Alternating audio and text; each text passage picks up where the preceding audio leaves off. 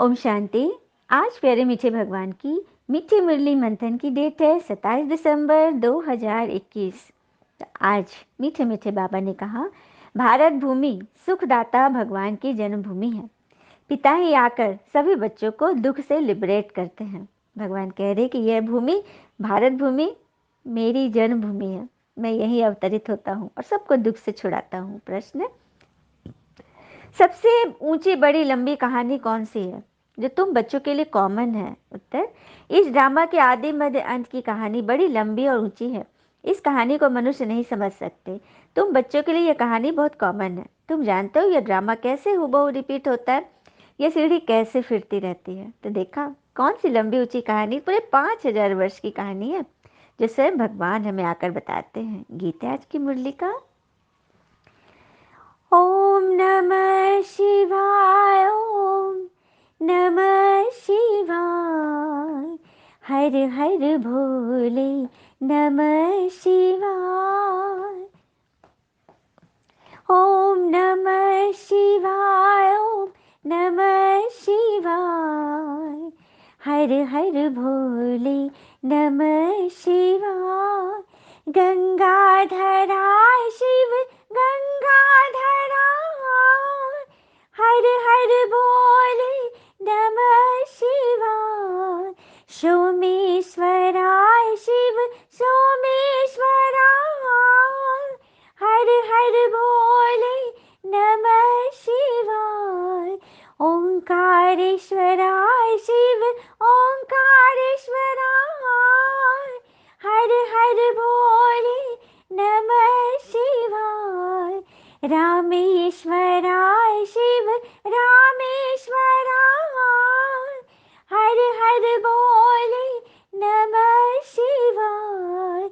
नमः शिवाय, ओम नमः शिवाय, हर हर भोले नमः शिवाय। ओम शांति। मीठे मीठे सिकी लदे बच्चों ने महिमा का गीत सुना। किसकी महिमा? ऊंचे तो ऊंचे भगवान की ना, जिसको ही इस पतित दुनिया में आकर तुम्हें पावन बनाना है। बाबा आगे कह रहे हैं कि मैं आता हूँ तुम बच्चों को सुख देने और दुख हरने, क्योंकि मेरा नाम ही है दुख हरता सुख करता। याद किया जाता है ना, जो सुख देते हैं उसको। तुम बच्चे जानते हो सुख देने वाला एक ही परमपिता परमात्मा शिव है। सभी मनुष्य मात्र उनको ही याद करते हैं। भगवान कह रहे हैं कि सुख देने वाला तो एक मैं ही हूँ, सभी मुझे ही याद करते हैं, तभी तो मेरा नाम दुख हरता सुख करता है। अच्छा, बाबा सुख देते, फिर दुख कौन देता? वो कब देता? ये भी तुम बच्चे ही समझते हो। कलयुग के अंत में फिर सत्युग आएगा यहीं पर। भगवान कह रहे कि सत्युग कहाँ आएगा? यहीं पर आएगा, भारत भूमि में, क्योंकि सृष्टि तो एक ही है ना, वर्ल्ड तो एक ही है ना, तो सब कुछ यहीं आएगा। चक्र रिपीट होता है, जो कि मनुष्य मात्र इस सृष्टि चक्र को जानते ही नहीं। बस शिव जयंती मनाते, लेकिन जानते ही कुछ भी नहीं। क्योंकि जयंती होगा फिर पुण्यतिथि भी तो होगी। अब जिसका जन्म होगा उसका मरण भी तो होगा, परंतु शिव तो अवतरित होते हैं ना, पर काया प्रवेश करते हैं। इस संस्था के फाउंडर लेखराज दादा के तन में भगवान शिव ने प्रवेश किया था। फिर बाबा समझा रहे कि हर एक का पार्ट अपना अपना है। मनुष्य का पार्ट अलग और तुम्हारा अलग। अच्छा, पार्ट ये वर्ल्ड ड्रामा है ना, इसमें हम सब एक्ट कर रहे हैं, तो एक्ट करने के लिए हमें अपना चार्ट ठीक रखना होगा। चार्ट ठीक रहेगा तभी हमारा पार्ट भी ठीक रहेगा। फिर बाबा कह रहे कि मनुष्य ही समझदार है, जानवर तो बेसमझ है। बाकी इस समय तो मनुष्य ही बेसमझ बने पड़े हैं। मनुष्य में भी समझ है ही नहीं।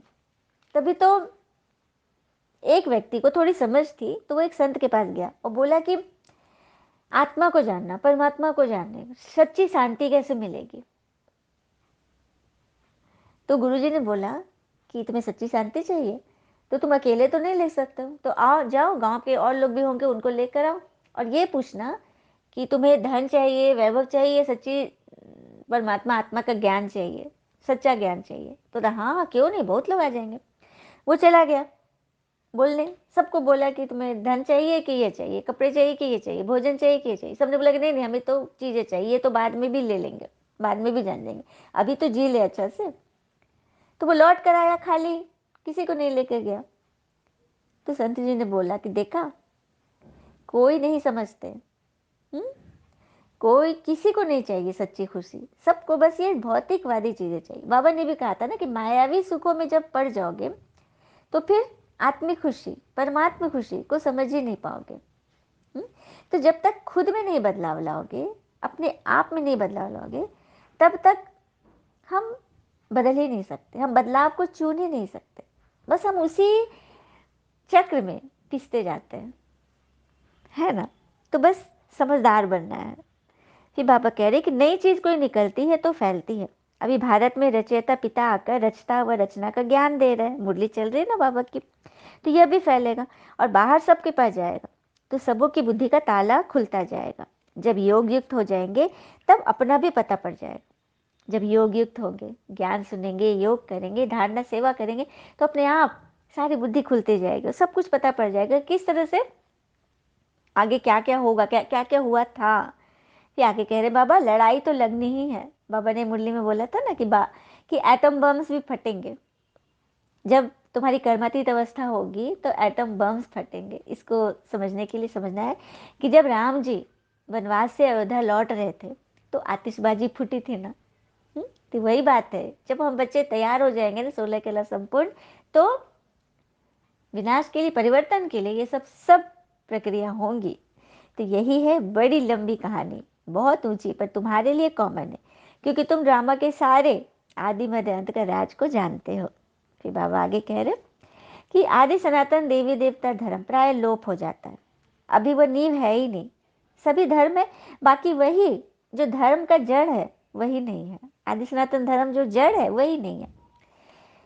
और रावण राज शुरू हुआ तो सभी देवी देवता अपने आप को कहलाने लायक ही नहीं रहे, कह ही नहीं सकते कि हम ही देवी देवता थे, क्योंकि विकार है ना अंदर। तभी तो खुद को देवी देवता धर्म न कह के हिंदू धर्म कह देते, देश के नाम पे अपना धर्म रख लिया, पता कुछ भी नहीं, सब भूल गए। मनुष्य आदि भक्ति मार्ग में फंसे होने के कारण ही मुझे मुश्किल से पहचानते हैं। भगवान आगे बता रहे हैं कि भक्ति मार्ग में इतना डूबन तक, छोटे छोटे तक फंसे हैं ना कि मुश्किल से ही मुझे नहीं पहचाने, बताओ भी तो मानते नहीं। इसीलिए तुम शिव शंकर के चित्र को एक समझते, इसीलिए दुनिया वाले शिव शंकर के एक ही समझ लेते, क्योंकि इन दोनों को तो एक कर दिया, जबकि दोनों का सब कुछ अलग है। एक है सूक्ष्म वतन वासी और एक है परम धाम निवासी। सूक्ष्म वतन अर्थात जहाँ ब्रह्मा विष्णु महेश की दुनिया है, हाँ, आकारी शरीर, वहाँ हाड़ मांस का शरीर नहीं, लाइट का शरीर है, वहाँ रहते हैं शंकर जी। और शिव तो परमात्मा तो परम धाम निवासी। एक है निराकारी, एक है आकारी। निराकारी अर्थात जिसका कोई आकार वाला भी शरीर नहीं है, निराकार, पॉइंट ऑफ लाइट, परम धाम शिव बाबा। और शंकर जी आकारी, उनका शरीर है। एक को दिखाते हैं साधना करते, शंकर जी को हमेशा क्या दिखाते हैं, आंख बंद करके साधना कर रहे हैं ना। तो किसकी साधना क्यों की जाती है, किसी से कुछ प्राप्ति चाहिए तब साधना करते हैं। और शिव भगवान को थोड़ी ना साधना करने की दरकार है, उनसे ऊपर तो कोई नहीं जिनसे वो कुछ चाहे। तो ये सब चीजें बताने की। और मंत्र में भी है ओम नम, यदि शिव और शंकर एक है तो ओम नमः शंकराय भी रट लो, जाप कर लो, लेकिन कभी नहीं ओम नमः शिवाय, क्योंकि याद आत्मा कर रही है। ओम नमः शिवाय का अर्थ ही है मैं आत्मा ओम नमन, नमन करती हूँ, नमस्कार करती हूँ अपने परमात्मा शिव को। यह है ओम नमः शिवाय का अर्थ। यदि दोनों एक है तो ओम नमः शंकराय करके भी जाप कर लो। शिव पुराण है, कहीं शंकर पुराण मिला, कहीं नहीं। तो ये तो बुद्धि के चक्षु खोलने की दरकार है ना कि आखिर ऐसा क्यों है, परमात्मा आकर बता दे तो उनको मानना है ना। फिर बाबा कह रहे ड्रामा अनुसार ये शास्त्र भी जरूरी है, बाकी गीता किसने सुनाई ये तो कोई भी नहीं जानते। तो तुमको मुख्य जोर देना है गीता पर। गीता का भगवान कौन, यह बताना है। गीता का भगवान परमात्मा शिव है। शिव ने श्री कृष्ण के तन में प्रवेश करके ये गीता ज्ञान सुनाई, जो कि अभी का दृष्टांत है। महाभारत लड़ाई अभी लगी है, एक तरफ धर्म पक्ष के नेता, धर्म पक्ष के लोग, और एक तरफ अधर्म पक्ष के। सत्य की राह पर कितने लोग चल रहे हैं, परमात्मा की वाणी कितने लोग सुन रहे हैं, मुट्ठी भर। और उधर देखो दुनिया में कितना हंगामा, मायावी छलावे में सब पड़े हैं, अज्ञान अंधकार की रात्रि में उलझे पड़े हैं, भटके पड़े हैं। तो अभी चल रहा है, और अभी ही परमात्मा शिव निराकार आते हैं और इस ब्रह्मा तन में जो प्रवेश करते हैं, यही तो है श्री कृष्ण का 84वां जन्म। इनके तन में प्रवेश करके जो गीता ज्ञान चल रहा है, ये मुरली क्या है, गीता ज्ञान ही तो है। इसी पर कल्याण करना है, इसी पर सबको क्लियर करना है। तो जितना जितना तुम अपना कल्याण करोगे उतना तुम औरों का भी कल्याण कर पाओगे। तो बहुतों का कल्याण, जो जितना बहुतों का कल्याण करेंगे उतना उच्च पद पाएंगे। यह है रूहानी सेवा, रूहों को ही समझाना है। तो स्वयं देही अभिमानी जो बनेंगे वही उन्हीं के द्वारा किसी को टच होगी। और फिर देही अभिमानी जब थे तो आधा कल्प सुख था, और जब देह अभिमान में आ गए, विकार में आ गए, तो आधा कल्प दुख। यही बात बाबा क्लियर करे। तो फिर से तुम्हें सुख में जाना है, देही अभिमानी बनना है। अच्छा, बाबा को नमस्ते। धारणा के लिए मुख्य सार, पहली पॉइंट, याद के बल से सब हिसाब किताब चुकतू कर सतो प्रधान बन वापस घर चलना है। दूसरी किसी भी बातों में नहीं जाना है। याद के, बाबा ने कहा ना, जब योग युक्त हो जाएंगे तो सब कुछ अपने आप क्लियर होता जाएगा। हिसाब किताब चुकतू करो, वापस घर चलो, औरों को भी बताओ, सबको रहस्य बताओ। दूसरी पॉइंट, भगवान हमको पढ़ाकर विश्व का मालिक बनाते हैं, इसी खुशी में रहना है, रूहानी सेवा करनी है। भगवान हमको पढ़ाकर विश्व का मालिक बनाते हैं, यह खुशी क्या कम है कि भगवान ने हमें चुना, हम उनकी पाठशाला में बैठे हैं। कितनी बड़ी खुशी की बात है ना। और कहते हैं ना, अभी अभी क्रिसमस बड़ा दिन बीता ना, भगवान से बच्चे कह रहे हैं कि मैंने जो मांगा वो मुझे दे कर जाते हैं। मेरे लिए तो शिव ही शांता कहलाते हैं। शांता क्लॉज के बारे में है ना कि वो रात के अंधेरे में आके बच्चों को गिफ्ट देके जाते हैं। तो हम बच्चे बाबा से जो भी चीज़ सोचते हैं बाबा हमें भर कर दे जाते हैं। और ये भी बात है, बुरे वक्त में तो हर कोई भगवान को याद करता है, पर दुनिया में बहुत ही कम लोग हैं जो अपने अच्छे वक्त में भी भगवान को सदा याद रखते हैं और सदा साथ रखते हैं। है ना बड़ी बात। फिर बाबा ने वरदान दिया, साधारणता द्वारा महानता को प्रसिद्ध करने वाले सिंपल और सैंपल बनो। साधारणता द्वारा महानता को प्रसिद्ध करने वाले सिंपल और सैंपल भव। जैसे कोई सिंपल चीज़ अगर स्वच्छ होती है तो अपने तरफ आकर्षित जरूर करती है। सिंपल चीज़ यदि स्वच्छ है तो अपने तरफ आकर्षित करती है।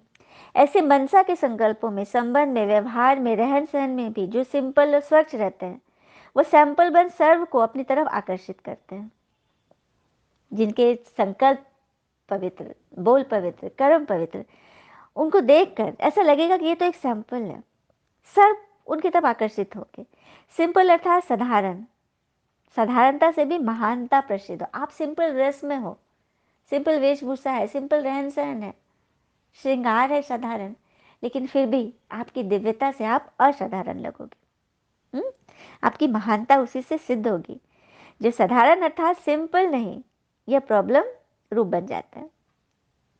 जो सिंपल नहीं वो प्रॉब्लम रूप बन जाएंगे। अपने आप को समझेंगे कि हम बहुत बड़े महान हैं, खुद को महान समझना, बस वहीं से फिर आपकी डाउनफॉल शुरू हो जाएगी। अपने आप को कभी भी नहीं समझना है कि, और कुछ बेकायदे बातें तो सुननी ही नहीं है, क्योंकि कहते हैं ना, कभी सुनी सुनाई बात पर यकीन मत कीजिए। एक बात के तीन पहलू होते हैं, एक आपका, एक उनका और तीसरा सच।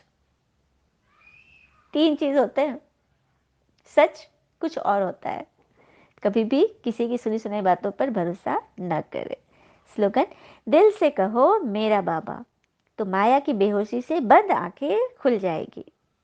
जब माया की बेहोशी आती है, आप उठ नहीं सकते, आप व्यर्थ में चले जा रहे हो, आपके पास कंट्रोल ही नहीं, आप चार्ट नहीं रख पा रहे हो, तो दिल से सब कुछ बाबा को सौंप दे, मेरा बाबा, तो बंद आंखें खुल जाएगी। अच्छा, ओम शांति। शुक्रिया मीठे बाबा, वो बाबा के प्यारे प्यारे बच्चे। थैंक यू बाबा। All is well always. ओम शांति।